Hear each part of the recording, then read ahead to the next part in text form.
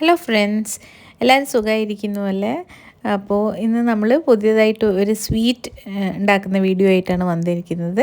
അപ്പം നമുക്ക് നോക്കിയാലോ ചേരുവകൾ. അപ്പോൾ ഇവിടെ ഞാൻ കടലമാവ് എടുത്തിട്ടുണ്ട് 1.5 കപ്പ്, അതുപോലെ തന്നെ നെയ്യ് എടുത്തിട്ടുണ്ട്, പിന്നെ 1 കപ്പ് പഞ്ചസാര എടുത്തിട്ടുണ്ട്, അതുപോലെ കുറച്ച് വെള്ളം ആവശ്യത്തിന്, പിന്നെ ഏലക്കായ പൊടിച്ചത്. ഇത്രയും സാധനങ്ങൾ വെച്ചിട്ട് വളരെ സിമ്പിളായിട്ട് ബിഗിനേഴ്സിനൊക്കെ ആക്കാൻ പറ്റിയ, കൂടുതൽ ഫാൻസി ഐറ്റംസ് ഒന്നും ഇല്ലാതെ ചെയ്യാൻ പോകുന്ന ഒരു സ്വീറ്റാണ്. അപ്പം നമുക്ക് ആദ്യം തന്നെ അടുപ്പ് കത്തിച്ചിട്ട് ഒരു അടി കട്ടിയുള്ള ഒരു പാത്രം വെച്ച് കൊടുക്കുക. അപ്പോൾ അത് പ്രത്യേകം ശ്രദ്ധിക്കണം, ബിക്കോസ് നമ്മൾ ഇത് നന്നായിട്ട് ഒരുപാട് സമയം നമ്മളിത് ചൂടാക്കി എടുക്കേണ്ടതാണ് ഈ കടലമാവ്. അപ്പോൾ ഇതുപോലെ സ്വീറ്റ്സൊക്കെ നമ്മൾ എളുപ്പത്തിൽ നമുക്ക് വീട്ടിൽ തന്നെ തയ്യാറാക്കിയാൽ കുട്ടികൾക്കും കൊടുക്കാം. അതുപോലെ തന്നെ പെട്ടെന്നൊരു ഗസ്റ്റൊക്കെ വരുന്ന അറിഞ്ഞാൽ നമുക്ക് ഇതുപോലത്തെ ഒക്കെ തയ്യാറാക്കി വെക്കാവുന്നതാണ് മുന്നേ തന്നെ. ആദ്യം കുറച്ച് നെയ്യ് ഒഴിക്കുക.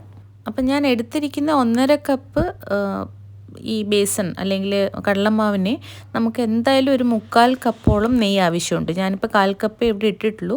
പിന്നെ പോകെ ഞാൻ ആവശ്യത്തിന് നോക്കിയിട്ട് ആഡ് ചെയ്യുന്നുണ്ടായിരുന്നു. ഓക്കെ, അപ്പം നമ്മളിത് നല്ലതായിട്ട് ഒന്ന് ഇളക്കി കൊടുക്കണം. അതാണ് ഇതിൻ്റെ മെയിൻ സ്റ്റെപ്പ് പറഞ്ഞാൽ, ഇത് ഇങ്ങനെ ഇളക്കിക്കൊണ്ടിരിക്കുക എന്നാണ്. നമ്മൾ കൈവിടാതെ നമ്മളിത് നല്ലതായിട്ട് ഇളക്കി കൊടുക്കണം. അപ്പോൾ ഈ കടലമാവിന് നമ്മൾ എത്ര ചൂടാക്കുന്നോ അതിനനുസരിച്ച് നല്ലൊരു മൂത്ത മണം വരും. ശരിക്കും ആ സ്വീറ്റിൻ്റെ മണം തന്നെ ആയിരിക്കും വരിക. ഓക്കെ, അതാണ് അതിൻ്റെ ഒരു പാകം. അതുപോലെ തന്നെ ഇപ്പോൾ ഈ ലൈറ്റ് യെല്ലോ കളർ കാണുന്നുണ്ടല്ലോ, അത് നമുക്ക് പോകെ അതൊരു ലൈറ്റ് ബ്രൗൺ കളറിലേക്ക് വരും.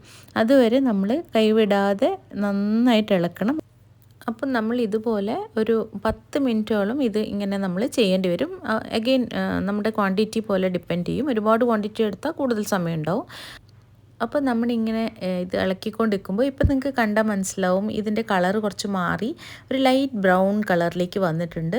അപ്പോൾ ഏകദേശം ഇത് നല്ല മൂത്ത് വരുന്നുണ്ട്, നല്ല സ്മെല്ലും വരും. ശരിക്കുള്ള മൈസൂർ പാക്ക് അല്ലെങ്കിൽ ആ ലഡുവിൻ്റെ ഒക്കെ സ്മെല്ല് വരും. ഈ സമയത്ത് നമ്മളിതിലേക്ക് ഈ ഷുഗർ പൗഡർ ആഡ് ചെയ്ത് കൊടുക്കും.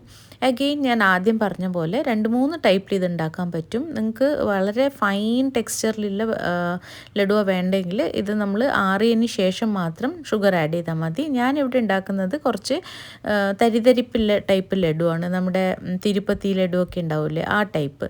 അപ്പോൾ അതിന് നമ്മൾ ആദ്യം തന്നെ പഞ്ചസാരയിൽ ഇട്ട് കൊടുക്കും. അപ്പോൾ പഞ്ചസാര ഇട്ട് കഴിഞ്ഞാൽ നമ്മുടെ ഈ കടലമാവിൻ്റെ ടെക്സ്ചർ കുറച്ച് മാറിയിട്ട് പഞ്ചസാര മെൽറ്റ് ചെയ്യുമ്പോൾ കുറച്ച് വെറ്റ്നെസ് വരുമല്ലോ. അപ്പോൾ ഇതിങ്ങനെ കുറച്ച് ഉരുണ്ടിരിക്കും. അപ്പോൾ ആ ഒരു ടെക്സ്ചറിലാണ് നമ്മുടെ ലഡു വരിക. അത് നിങ്ങൾ പ്രത്യേകം ശ്രദ്ധിക്കണം.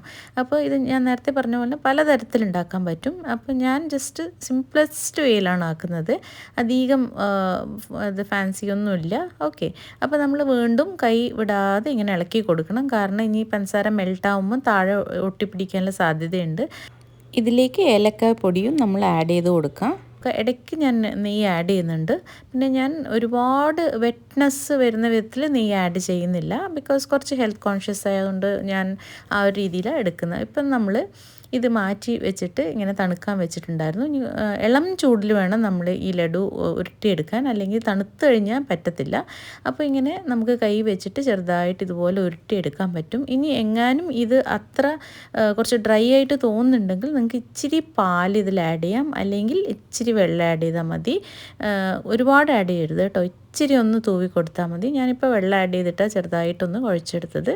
പാൽ വെച്ചിട്ടും ചെയ്യാം, പക്ഷേ പാൽ വെച്ച് ചെയ്താൽ പിന്നെ നിങ്ങൾ ഫ്രിഡ്ജിൽ തന്നെ ഇത് സൂക്ഷിക്കണം, അല്ലെങ്കിൽ നമുക്കിത് 2-3 ദിവസം പുറത്ത് വെച്ചിട്ട് തന്നെ യൂസ് ചെയ്യാം. അപ്പം നിങ്ങൾക്ക് വേണ്ട വലിപ്പത്തിൽ ഇതുപോലെ ഉരുട്ടിയിട്ട് ലഡു ആക്കാം. ഭയങ്കര ടേസ്റ്റിയാണ് കേട്ടോ. നമുക്ക് പുറത്തുനിന്ന് വാങ്ങാതെ വീട്ടിലെ ഇൻഗ്രീഡിയൻസ് വെച്ച് തന്നെ ചെയ്യാൻ പറ്റുന്ന ഒരു സിമ്പിളായിട്ടുള്ള ലഡുവാണ്. അപ്പോൾ തീർച്ചയായിട്ടും എല്ലാവരും ഒന്ന് ട്രൈ ചെയ്ത് നോക്കണേ. അതുപോലെ നമ്മുടെ ചാനലിലെല്ലാം മറ്റ് നല്ല റെസിപ്പീസും ഉണ്ട്. എല്ലാവരും ഒന്ന് വാച്ച് ചെയ്തിട്ട് തീർച്ചയായിട്ടും കമൻറ്റും ഷെയറും ഒക്കെ ചെയ്യണം. അതേപോലെ നമ്മൾ യൂട്യൂബ് ഷോർട്സിലും ഒരുപാട് എളുപ്പ റെസിപ്പീസ് ഇടുന്നുണ്ട്. എന്തായാലും പോയി ഒന്ന് വാച്ച് ചെയ്ത് നോക്കി അഭിപ്രായം അറിയിക്കാൻ മറക്കരുത്. വീണ്ടും ഒരു പുതിയ വീഡിയോ ആയി കാണുന്നവരേക്കും ബൈ. Thank you.